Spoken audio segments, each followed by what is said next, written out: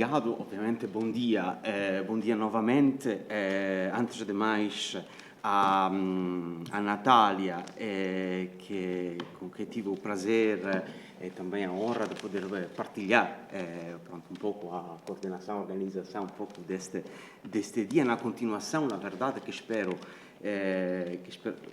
na continuação de outras jornadas que organizamos também na Universidade Aberta, graças à disponibilidade e ao encantamento para a liberdade, que é talvez a grande herdade, não? Que nós temos aqui no Centro de Estudos Globais da parte do professor José Eduardo Franco, com os colegas Rui Rego e Susana Alves Jesus. Não, também os anos passados nos reunimos, não neste dia, mas a partir do significado que para nós tem este dia. Portanto, mais uma vez, fico sinceramente contente e feliz de poder partilhar enquanto novo português, não? Enquanto novo português com portuguesas e portuguesas de gema, não posso dizer assim, esta data fundadora, não, da democracia portuguesa. Eu queria dizer, obviamente, na minha breve intervenção, uma parte naturalmente biográfica que não posso esquecer, e ovviamente depois uma parte que tem mais a ver com a minha própria investigação. A parte, começo, digamos assim, pela junção entre as duas, não? Do fatto che 25 de Abril è uma data effettivamente global. 25 de Abril é uma data, antes de mais, e isto junto às minhas duas biografias, italiana e portuguesa, porque em Itália 25 de Abril é também uma festa da liberdade, é a festa, e pelas mesmas razões pelas quais é festa da liberdade em Portugal. No sentido, nós festejamos em Portugal o fim do regime autoritário e fascista, esattamente come 25 de abril 1945, desta vez na Itália, acabou a guerra civil e, portanto, acabou também o regime fascista e autoritário. Portanto, o 25 de abril é, digamos, festejado pelas mesmas razões, quer na Itália, quer em Portugal. Acho que não existem outros países e outras datas, não, que tenham o mesmo significado, que juntem, digamos assim, dois países.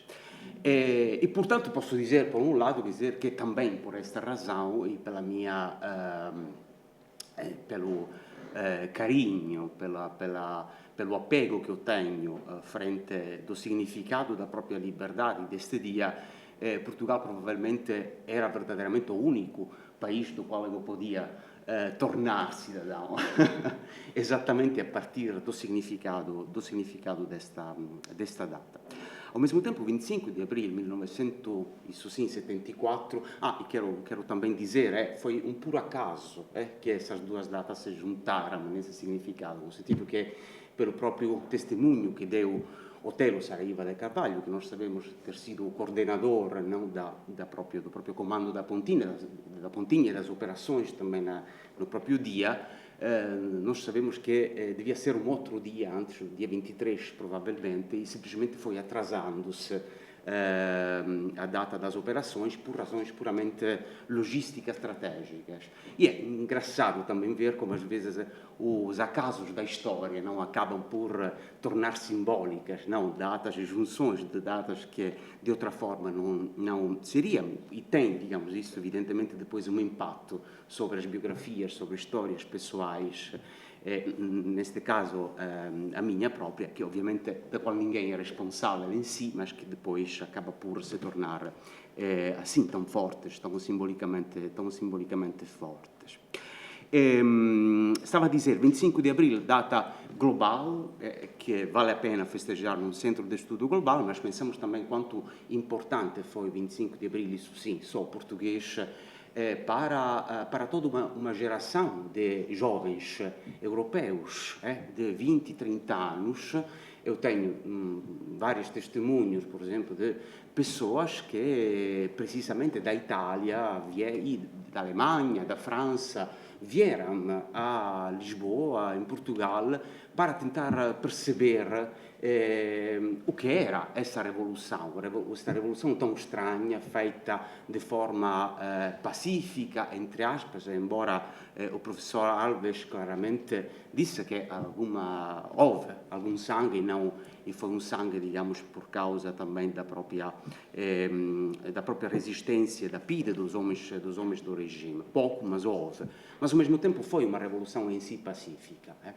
E depois das grandes desilusões do 68, dos anos 70, das grandes desilusões também das revoluções do século XX, todos esses jovens de 20, 30 anos, pouco mais do que adolescentes, efetivamente tentaram perceber, vieram a Portugal para tentar ver, não, qual era esta utopia. Portanto, pensando aquilo que disse a Susana Alves Jesus, sim, é verdade que Lisboa provavelmente foi naquela altura uma utopia por muita gente do interior, uma utopia de esperança, de trabalho, de saída da miséria, mas também naquele momento Portugal foi uma grande utopia, não apenas para os portugueses, mas foi uma grande utopia para milhões de jovens, portanto, de toda uma nova geração portuguesa, europeia. E pronto, tenho testemunhos de muita gente que veio a Portugal, que se acampou nas tendas e esteve, digamos, por muitos meses também em Lisboa. E depois pensamos também a quanto importante foi também, do ponto de vista sempre global, o 25 de Abril português, também para os brasileiros. Tínhamos antes o professor Celso. Aqui, por acaso, temos ainda alguma representação de uma parte do grande mundo lusófono. E pensamos também a quanto importante foi por toda uma geração brasileira que vivia naquele momento abaixo de uma ditadura muito semelhante, enfim, àquela portuguesa, e como também toda uma geração que é bem representada pelo Chico Buarque, não? Que o viu, não apenas os cantos, a Grândola Vila Morena, mas aquele cheirinho de alecrim, não? Que passava para além do Atlântico e levava alguma esperança, não? De uma possibilidade diferente, não apenas de mudança institucional, política. E lá eu depois queria chegar um pouco em acordo, um pouco com aquilo que o Rui disse no final. Não apenas do ponto de vista institucional, político, mas mesmo do ponto de vista ético e de transformação da própria maneira como é que se vive. E aqui, digamos, venho, não, a parte, digamos, que que liga mais a minha investigação destes anos ao próprio significado também biográfico, não, o 25 de Abril. Ou seja, no momento que eu me tornei português, também eu tenho que pensar, não, o que fazer, não, com este cravo. Eu sei um pouco o que fazer com a papoila italiana, não, que é o símbolo da resistência e da liberdade italiana, mas agora com este cravo, não, que vou fazer com 40 e mais anos.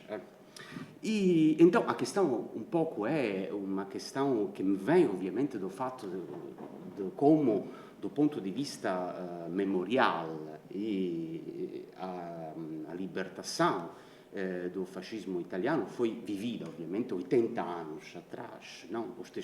As testemunhas foram, ovviamente, desaparecendo e aquilo que eu vivi, não, ao longo da minha adolescência, da minha juventude na Itália, foi o fatto, ovviamente, di avere uma cristallizzazione, uma monumentalizzazione da própria data, do próprio 25 de Abril, e ao mesmo tempo um desaparecimento do valor, do significado não apenas histórico, mas vivencial, existencial, daquilo que é a libertação.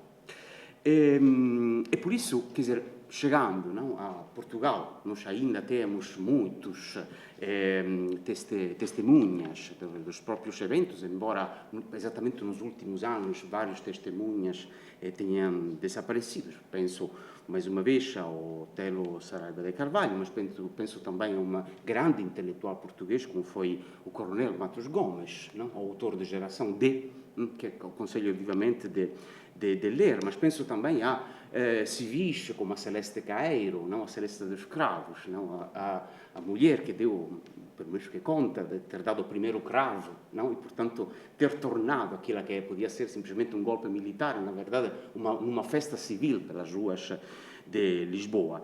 E muitos outros, não? Dinis de Almeida, Vítor Alves, não? Vários militares também que obviamente participaram e tomaram parte daqueles acontecimentos. Mas ainda, digamos, há 50 anos depois, ainda nós temos muitos testemunhas. Aquilo que acontece, que vai acontecendo, obviamente, que uma memória possível de testemunhos vai acabar. E vai acabar, e, portanto, o risco maior é a criação de uma cristalização da própria memória, como dizia o Rui. E toda a cristalização acaba por se tornar inevitavelmente monumental, não? Retórica. E, então, o ponto de observação, a partir deste ponto, deve provavelmente mudar, se não queremos simplesmente uma retórica, que, como qualquer retórica, se torna uma retórica do poder, uma retórica institucional, que leva, obviamente, que traz consigo todas também as partes mais sombrias de qualquer poder. E, portanto, a questão é como tornar, como continuar, não, a tornar viva a revolução. E lá, ovviamente, o ponto de observação muda, no sentido que temos, este é o meu apego, não, à questão, e temos um pouco que observar a partir do olhar de quem tem hoje 15, 20 anos, da Soraya, não? Penso eu, e não sei, há também outros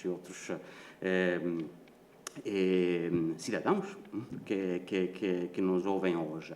Cioè, tentar perceber efetivamente qual é o olhar que quem tem hoje 20 e 15 anos tem para com esta revolução, o que pode significar hoje para eles, para vós, não?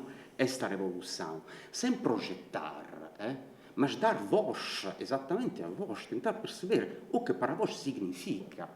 E, nesse sentido, do meu ponto de observação, pelo trabalho que eu fiz, também, quer na Itália, quer aqui, que foi exatamente de ouvir as testemunhas, tentar perceber da parte deles quem viveu, organizou também as próprias revoluções, tentar perceber qual é o nó um pouco que está à origem da própria libertação.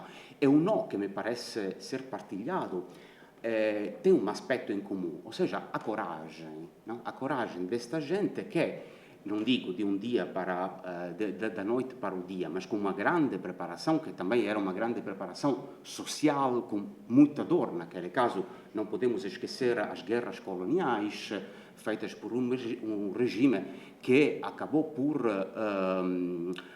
decimar, enfim, uma geração portuguesa, e também dar muita dor a todas as várias famílias que nem sequer percebiam por que combater aquela guerra colonial. Mas, ao mesmo tempo, este aspecto da coragem, da revolta contra aquilo que não está bem, que não pode estar bem, este acho que seja o aspecto fundamental que preciso encarar e entregar às novas gerações. Portanto, já disse, não, há este aspecto da transformação, da libertação política, institucional que foi feita, mas ao mesmo tempo é preciso encarar também este aspecto do silêncio, que tem a ver precisamente com 40 anos de ditadura, que alguma coisa deixaram, inevitavelmente. E, portanto, tentar perceber o que esses 40 anos ainda deixam na sociedade portuguesa, não? Este aspecto, o Rui sublinhava este silêncio do medo, do qual falava o José Gil. Eu posso, às vezes, falar deste governo das almas, não? Feito através da própria PIDE, este medo de falar de política ou de simplesmente questionar as autoridades. Às vezes, como ensinando, enfim, as instituições públicas portuguesas, hoje eu tenho, não? Esta dificuldade em olhar, não, os meus estudantes e desafiá-los a questionar-me Não é que a palavra tem uma autoridade. A palavra pode ser questionada e a partir do questionamento pode adquirir eventualmente uma autoridade. E depois há um outro aspecto que queria encarar, ou seja, o fato que a sociedade portuguesa de hoje é extremamente diferente daquela de 50 anos atrás. E nós, nas universidades e nas escolas, vemos isso.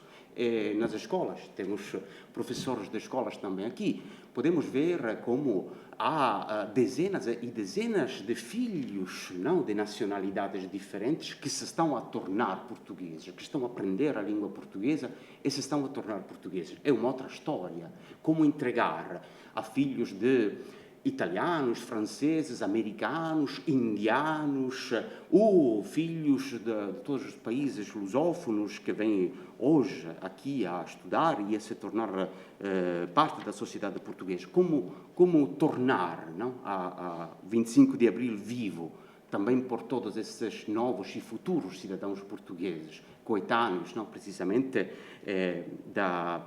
da Soraya e de todas as pessoas de 15, de 20 anos hoje. Há um poema de Manuel Alegre, não, que em 3 versos, eu acho que representa bem, não, este aspecto de exemplo da própria transformação ética que se torna transformação social.